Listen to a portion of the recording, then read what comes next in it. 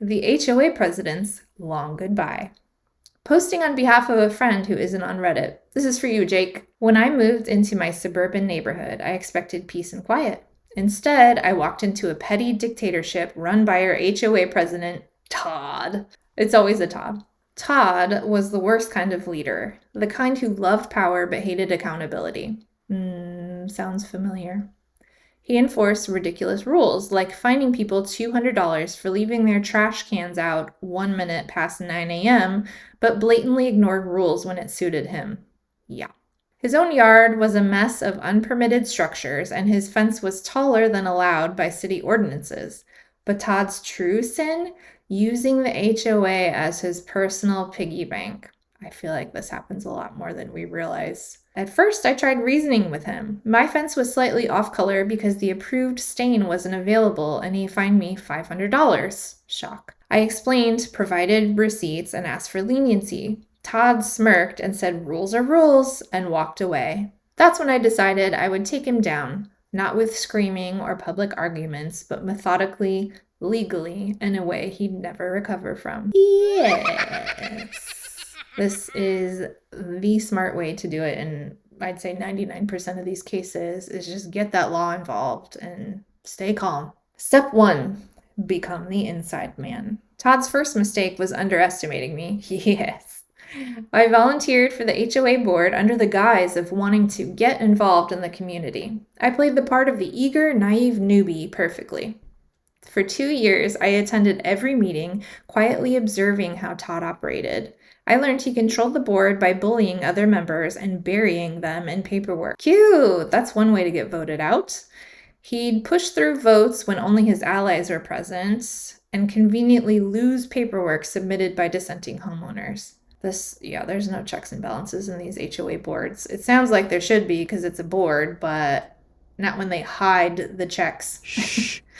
I kept my head down, took detailed notes, and waited. My goal was to outlast his term as president so I could begin making changes.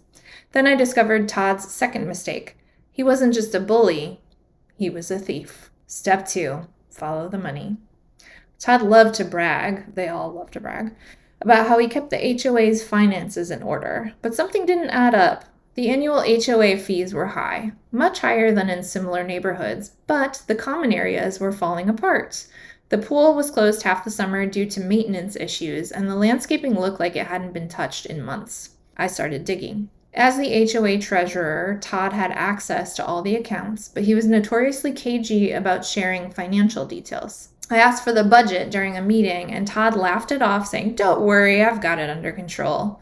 I filed a formal request for the financial records, which under HOA rules he was required to provide. You're forgetting he doesn't follow the rules. Todd doesn't have rules. Weeks went by with no response. That's when I started talking to the neighbors. Turns out I wasn't the only one suspicious. Over a dozen homeowners had requested access to the budget over the years only to be ignored. Jeez. One neighbor claimed Todd had used HOA funds to install a new patio at his house, while another swore he'd seen Todd's kids at the community pool during its maintenance closure. What? So it was a fake maintenance closure just so Todd could use it as his personal pool? That fits. That actually fits. I'm surprised none of the homeowners got a lawyer involved before this. I love me a good attorney. Armed with these suspicions, I filed a formal complaint with the HOA board forcing Todd to provide the records. He stalled, but I wasn't backing down. Good. Step 3, build the case. When Todd finally handed over the financial documents, oh good, you got them. They were a mess. Invoices were missing, payments were mislabeled, and some expenses were downright bizarre. A $15,000 landscaping fee paid to a company that didn't exist. Thousands spent on administrative costs with no explanation. I cross-referenced the HOA's bank statements with public records and found the smoking gun. Todd was funneling money to his personal accounts. That's super scary and can so easily happen in any HOA. I highly recommend consistently asking for financial statements on your own HOA, just so you know where your money's going. Even better, I discovered Todd had been inflating contractor fees, pocketing the difference, and splitting the profits with his buddy, a shady contractor who handled most of the HOA's maintenance. Like the pool? I compiled everything into a detailed report, complete with spreadsheets, photos, and notarized statements from neighbors who had seen Todd's antics firsthand. Step 4. The coup. I waited for the annual HOA meeting, which was typically a snooze fest attended only by a handful of homeowners. But this time, I made sure people showed up. I spent weeks knocking on doors explaining what Todd had been up to. I didn't share everything, just enough to get people angry and curious. On the night of the meeting, the room was packed. That was very brave of you, because Todd types like to seek revenge on people, and you getting the whole neighborhood against him sounds like dangerous business. But I'm glad you did it. I'm very glad you did it. Todd started the meeting like usual, droning on about how difficult it was to manage the HOA. Not what you want to hear from a president, and how much he'd sacrificed for the community. That's when I stood up. I calmly asked if he could explain some discrepancies in the budget. Todd laughed nervously and said, "I don't think this is the time or the place." I replied, "Actually, Todd, it's the perfect time." I handed out copies of my report to everyone in the room. Ooh, we love an organized dissenter. The mood shifted instantly. People started reading, whispering, and then shouting. Todd tried to regain control, but it was too late. I called for a vote to remove him as president. By the end of the night, Todd was out. Bye, Todd. You suck so much. Thanks. Bye. Step 5. The final blow.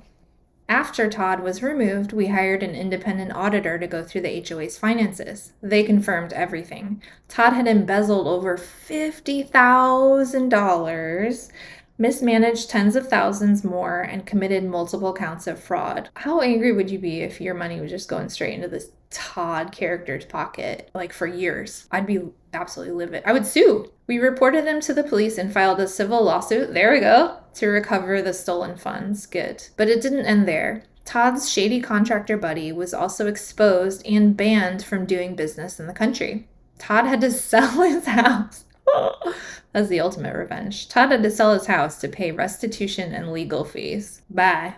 His name became a running joke in the neighborhood, and no one would touch him professionally. With Todd gone, we restructured the HOA to prevent another dictator from taking over. We implemented term limits, required multiple board members to approve financial decisions, and created an online portal so all homeowners could access budgets and meeting minutes. That's actually a great idea. I think all HOAs should have an online portal. You should have that available at any time, just to avoid situations like this. The aftermath. Every time I walk past Todd's old house, now owned by a lovely family, I smile.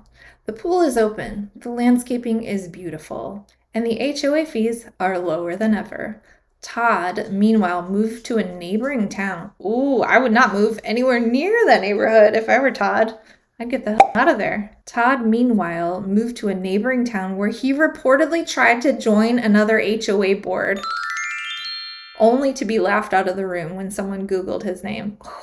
We love the internet. We love internet records. I'm shocked that he even had the nerve to move to a neighboring town after being ousted like that. But you know what? Dictators are bold.